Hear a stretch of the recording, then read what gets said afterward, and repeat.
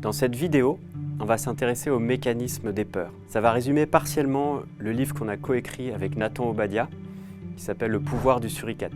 Donc pour explorer les peurs, on a choisi la métaphore du suricate, qui représente notre système de détection interne des dangers, et donc il va falloir apprivoiser. Dans cette vidéo avec Nathan, vous apprendrez qu'il y a deux états de peur et un état de non-peur, chacun lié à une couleur, le rouge, le bleu et le vert, et que l'idée c'est d'apprendre à bien naviguer entre ces couleurs. Et on découvrira aussi ce qui se passe quand le suricate est complètement déréglé, complètement perdu, quand les menaces sont trop grandes et que les peurs deviennent pathologiques. Place au suricate.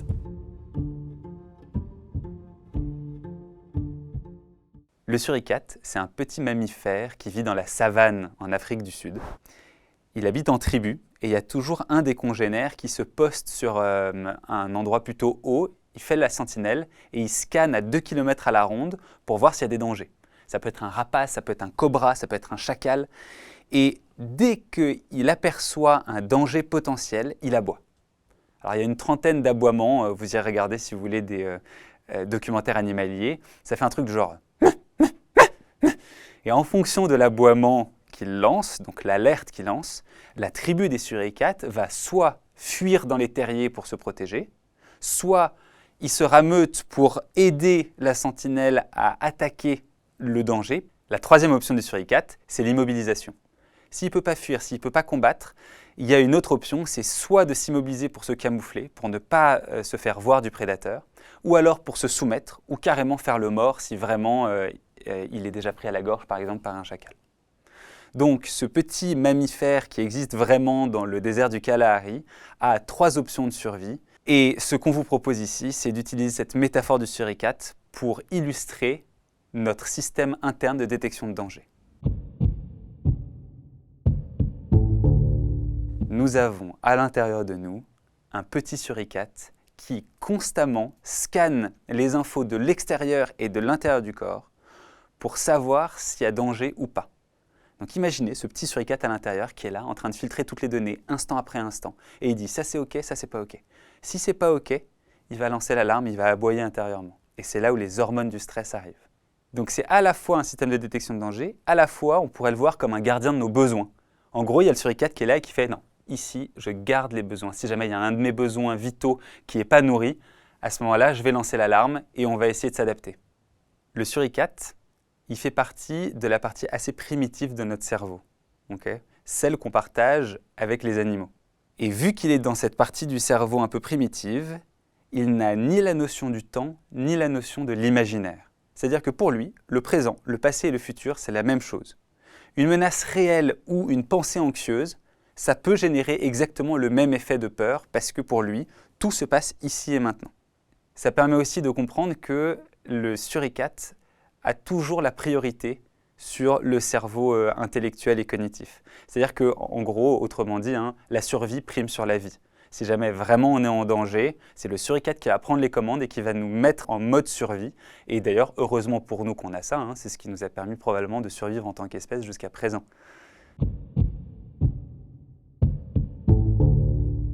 Alors, quelles sont les informations que scanne le suricate? Ce qu'on vous propose, c'est d'imaginer une boussole. Le suricate va être à l'interface de l'extérieur du corps et de l'intérieur du corps. Et il va détecter les informations qui viennent soit du monde, de l'environnement, soit de l'interaction avec les autres, ça c'est l'extérieur. Et il va aussi détecter les informations qui viennent de l'intérieur du corps, soit les sensations, ce qui se passe, etc., soit les pensées. Donc, 4 directions différentes autour du suricate qui envoie des informations de danger ou de sécurité. En fonction de ça, lui décide si on passe en mode survie ou pas. Par exemple, je suis dans une forêt, je marche dans la forêt et j'entends un bruit suspect. Là, automatiquement, je vais me mettre en alerte. C'est le suricate qui réagit parce qu'il détecte une information qui vient du monde. Ça peut être une odeur suspecte, par exemple, odeur de gaz. Ça éveille direct l'alerte, oh là, qu'est-ce qui se passe? Il faut que je trouve une façon de réagir ou de colmater la fuite s'il y a une fuite. Donc ça, c'est des informations qui viennent du monde. Mais ça peut être aussi des informations qui viennent de l'interaction avec les autres. Il suffit que vous voyez quelqu'un hurler ou avoir une grimace intense sur son visage, ça va éveiller chez vous une espèce d'alerte. Ou une personne agressive qui arrive vers vous, évidemment, ça risque de créer tout un tas de mécanismes de survie. Donc ça, c'est les informations qui viennent de l'interaction avec les autres. Quand il s'agit de l'intérieur, ça peut être, par exemple, je me cogne, il va y avoir une grande douleur et puis peut-être un cri ou un juron qui émerge. Ça peut être, par exemple, je me suis fait intoxiquer par un aliment qui était pas bon et donc le suricate va lancer l'alerte et va essayer de rétablir l'équilibre. Mais ça peut être aussi, de l'intérieur, les pensées qui débarquent. Si une pensée génère des émotions et puis des sensations physiques, ça va alerter le suricate. Si vous n'êtes pas convaincu de ça, pensez à n'importe quel type d'anxiété. Il suffit d'anticiper un peu le futur, de se projeter dans l'avenir en disant « Merde, mais qu'est-ce qui pourrait se passer si vraiment il y avait plus de degrés ?» Si vraiment on essaie d'imaginer ce qui va se passer, en général, la peur va arriver. Quand tout va bien, à l'extérieur ou à l'intérieur, le suricate nous met dans le vert. Le vert, c'est un état de sécurité où il n'y a pas de peur, où on peut tout à fait être en interaction normale avec les autres, on peut réfléchir de façon créative. D'un point de vue corporel, c'est que les muscles sont plutôt détendus, la respiration est normale, le cœur bat normalement, le champ de vision est plutôt large. En termes d'émotions, ça va être des émotions qui sont plutôt agréables. Le vert, c'est un état de connexion. C'est un état où on est OK avec les choses telles qu'elles sont. En revanche, si le suricate commence à détecter un petit danger, quel qu'il soit, réel ou potentiel, à ce moment-là, il nous fait passer dans le rouge. Le rouge, c'est un état de mobilisation. Quand on dit mobilisation, c'est-à-dire on a de l'énergie qui inonde les muscles, c'est des hormones du stress, adrénaline, noradrénaline, cortisol, qui sont faites pour soit fuir, soit combattre. Rappelez-vous, le suricate de la savane, soit tout le monde fuit dans les terriers, soit ils encerclent le cobra et ils attaquent. Quand on est dans un état rouge avec des hormones du stress qui sont dans le corps, tout se modifie physiologiquement. Déjà, le cœur accélère, on commence à transpirer. La respiration est un peu plus rapide. Le champ de vision se concentre sur le problème. Et on ne voit plus vraiment ce qui se passe autour. On ne peut plus réfléchir de façon créative. Les interactions sociales se dégradent. Quand on est dans le rouge, on est en mode problème-solution et on n'est pas OK avec les choses telles qu'elles sont. Imaginez, vous avez une to-do list à rallonge et vous ne savez pas comment vous allez terminer tout ce que vous avez à faire avant la fin de la journée. Le stress va augmenter, peut-être l'anxiété en imaginant les conséquences. Si jamais vous vous retrouvez face à quelqu'un qui est agressif et vous rentrez dans un conflit, évidemment, les hormones du stress vont inonder votre corps et vous allez vous mettre en mode combat. Cet état de rouge, c'est une dépense d'énergie. Et quand on est dans le rouge, la digestion va s'arrêter, tout simplement parce que ça demande beaucoup d'énergie et que là, on a besoin d'énergie, soit pour fuir, soit pour combattre, ou pour s'adapter aux problèmes ou surmonter des obstacles. Mais en gros, la base, c'est ça. L'énergie rouge, c'est une énergie d'action qui nous pousse à nous mobiliser pour surmonter l'obstacle. Dans l'état rouge, les émotions sont de l'ordre de la peur ou de la colère. Soit j'avance pour repousser le danger, ça c'est la colère, soit je recule pour fuir le danger, ça c'est de l'ordre de la peur. La croyance du suricate quand il nous met dans le rouge, c'est qu'il faut absolument bouger. Si jamais on ne bouge pas, on est mort, c'est une question de survie. Et donc, ça peut expliquer un certain nombre d'états de stress ou d'anxiété qui se perpétuent tout simplement parce que le suricate est convaincu qu'il faut lancer les hormones de stress et qu'il faut absolument rester en mouvement tout le temps. Sauf qu'à un moment donné, évidemment, ça risque d'épuiser. La troisième option pour le suricate, si jamais il sent que le rouge n'est pas disponible, c'est-à-dire qu'on n'a pas les ressources pour fuir ou pour combattre, s'il sent donc qu'on ne peut pas agir, à ce moment-là, il va passer dans un état bleu. Et le bleu, c'est un état d'immobilisation, où la logique ne devient pas « il faut bouger », mais exactement l'inverse, il ne faut plus bouger. C'est exactement la même chose pour le chat et la souris. C'est un exemple qui est peut-être un peu plus proche de nos contrées. Quand la souris se retrouve complètement coincée face au chat et que le chat veut jouer avec elle, la souris ne peut ni fuir ni combattre face aux griffes et aux crocs du chat. Et donc la dernière carte qu'elle joue, c'est qu'elle va faire la morte. Si le chat voulait jouer avec, il va être un peu déçu et peut-être qu'il va tourner son chemin ou aller voir ailleurs parce qu'il voulait jouer avec la souris. Et la souris, alors, quand le chat est parti, peut finalement s'en sortir. Donc le bleu est une énergie de survie, une énergie d'immobilisation pour survivre. Dans l'état bleu, la croyance du suricate, c'est que pour survivre, il faut absolument ne rien faire et ne pas bouger. Si la souris bouge d'un iota, même un cil, elle meurt. Si on accède à nos ressources, à notre joie, à notre capacité à faire, à réfléchir dans le mode bleu, on risque la mort. Et donc, il faut absolument tout arrêter. Les émotions qui sont associées au mode bleu sont en général de l'ordre de la dépression, de l'abandon, de « je jette l'éponge, je n'y arrive pas, je ne pourrai jamais ». Alors évidemment, tout le monde est différent. On a chacun un suricate qui réagit de façon particulière aux dangers et aux situations. Et donc, on ne va pas tous aller dans le rouge au même moment ou aller dans le bleu dans le même moment. Il y a des gens dont l'histoire de vie, et puis c'est aussi dû à la génétique, qui vont avoir plus tendance à réagir au conflit en se mettant dans le bleu. Ça, c'était mon cas personnellement. Avant de commencer les arts martiaux, dès qu'il y avait un conflit, je me tétanisais. Il y avait mon visage qui devenait impassible, limite je souriais, pas de problème. À l'intérieur, j'étais mort de trouille, mais la logique intérieure de mon suricate, c'était « surtout, surtout, ne bouge pas, ça s'arrangera sans toi ». Ou alors, c'était « surtout, ne va pas dans le sens contraire de l'autre, sinon tu risques de créer le conflit et donc de mourir ». Pour d'autres personnes, c'est complètement différent. Ils ont été éduqués peut-être dans des familles où la colère résolvait les problèmes. Et dans la logique de leur suricate, si jamais il y a un conflit, c'est la colère qui arrive en premier lieu, et c'est comme ça qu'ils vont gérer les conflits. En temps normal, quand notre suricate passe dans le rouge, c'est-à-dire qu'il commence à dépenser de l'énergie avec des hormones du stress qui inondent les muscles et qui nous poussent à l'action, quand il dépense une énergie, la logique est qu'il revienne dans le vert derrière pour récupérer. C'est très simple, c'est mathématique. À chaque dépense d'énergie doit correspondre une récupération d'énergie au moins équivalente. Typiquement, si jamais je dois absolument attraper le bus et que je suis en retard, je vais courir, je cours comme un dératé, toquer sur la porte du bus, rentrer dans le bus. Ok, merci monsieur de m'avoir attendu un petit peu, je rentre dans le bus. Donc là, j'ai dépensé de l'énergie rouge pour courir, j'ai été stressé. J'ai quelques instants, quelques secondes ou quelques minutes selon la course pour récupérer derrière. Donc j'ai dépensé de l'énergie pour courir, je récupère en respirant et en me détendant derrière pour récupérer de l'énergie, me régénérer. Quand on passe dans le bleu, c'est la même chose. Si jamais je suis dans le vert et je passe dans le bleu pour essayer de résoudre le problème, derrière, pour retourner dans un état normal, je vais revenir au vert. Là, ce qui est important de se rendre compte, c'est que pour revenir au vert, on doit passer par le rouge. Pour l'illustrer, je vous propose d'imaginer la souris face au chat. La souris se retrouve face au chat. Elle essaye de fuir, donc elle passe dans le rouge, mais finalement, elle se fait attraper. Le chat la gobe, la souris fait la morte, donc c'est-à-dire qu'elle passe dans le bleu, dernière carte de survie. Il se trouve que le chat voulait juste jouer avec elle et donc il la lâche en disant « mais moi, une souris qui ne bouge plus, ça ne m'intéresse plus ». Donc il s'en va. Et là, la souris, quand elle revient à la vie, elle va expulser l'énergie rouge en tremblant. Une façon de le comprendre, c'est que l'énergie rouge, c'est une énergie de stress qui inonde le corps, donc c'est comme si ça jaillissait comme ça, mais que quand l'énergie bleue arrive, ça verrouille l'énergie rouge à l'intérieur. Et tant que le danger est là, l'énergie bleue verrouille l'énergie rouge à l'intérieur du corps.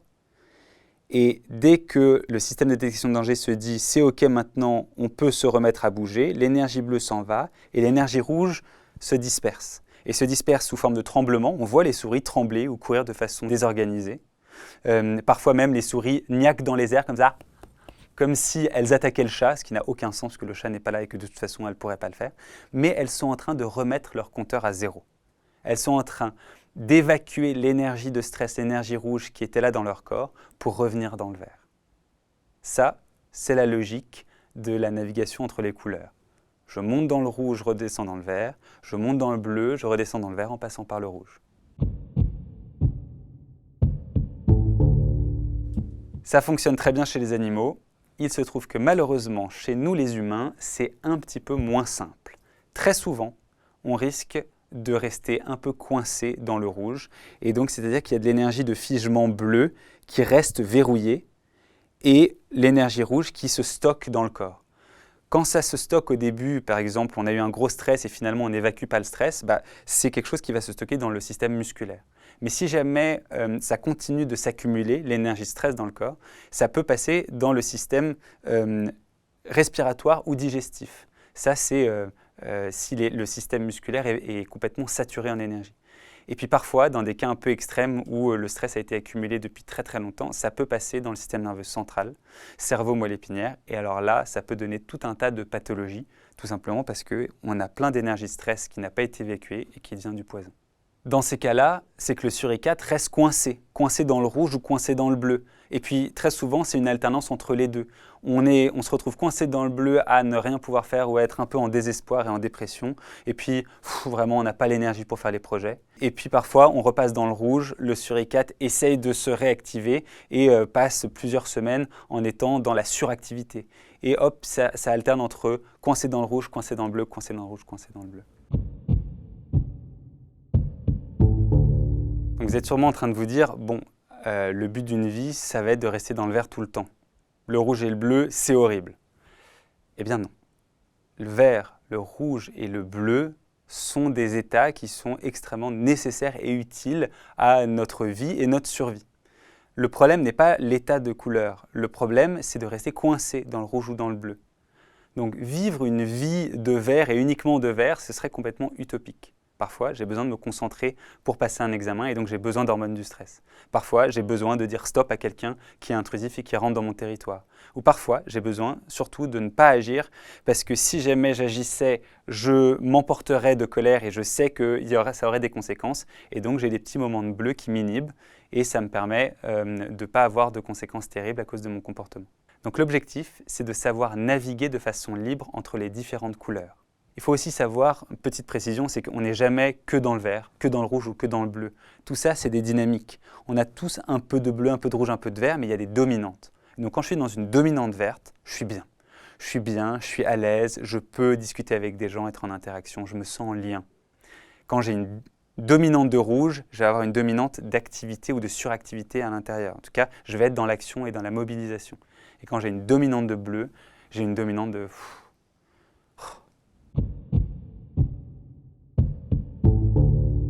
Alors à quoi ça sert de savoir ça?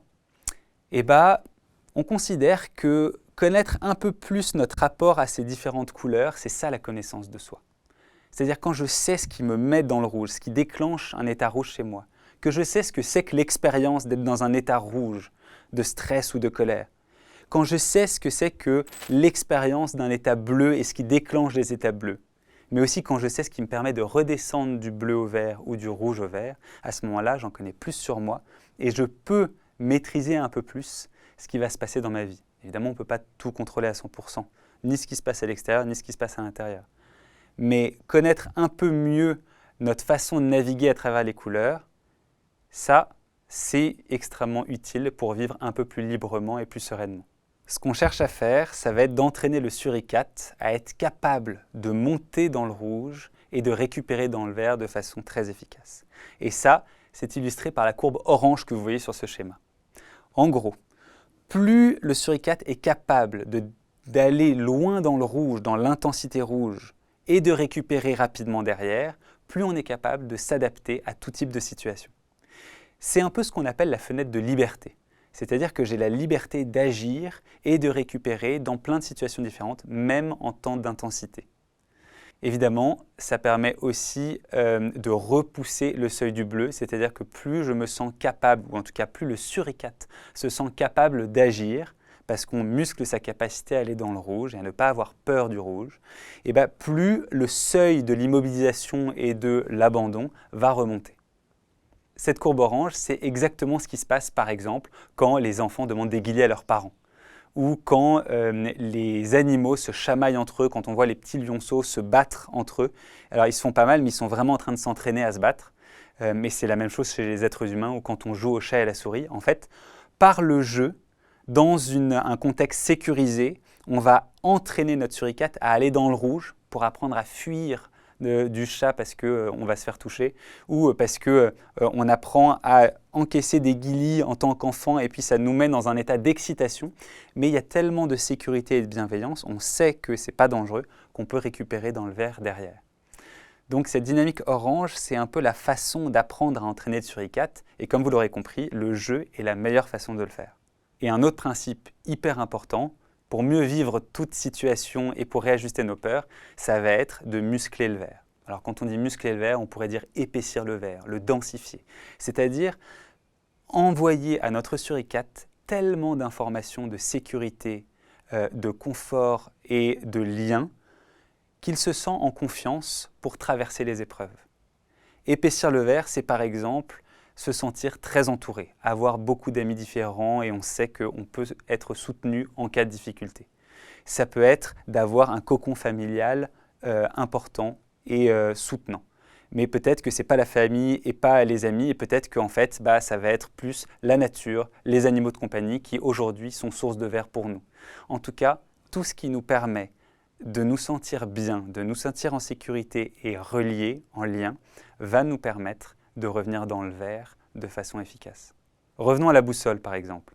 Deux des plus grandes sources de verre de l'être humain sont le sens et le lien.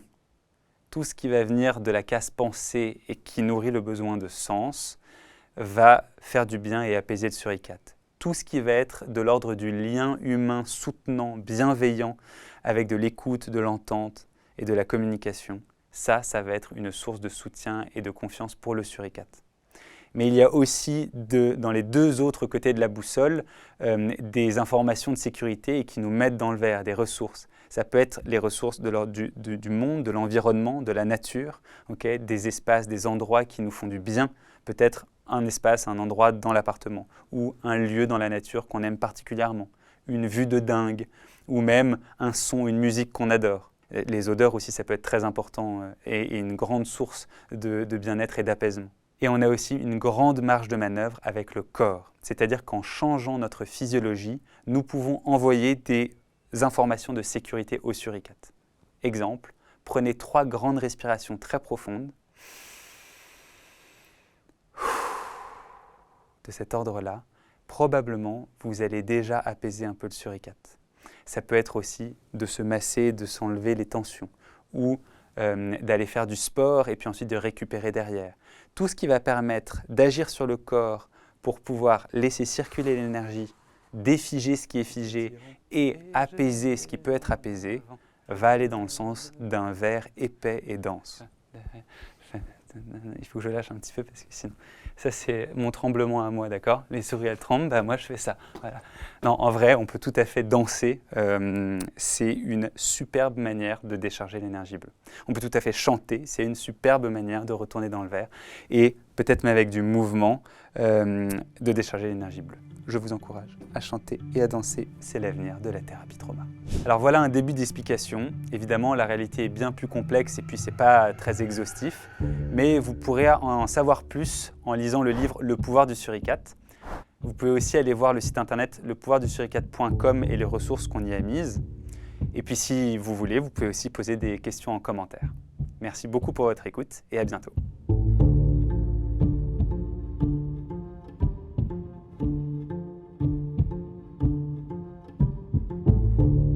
Allô? Oui, ne quitte pas, je te rappelle.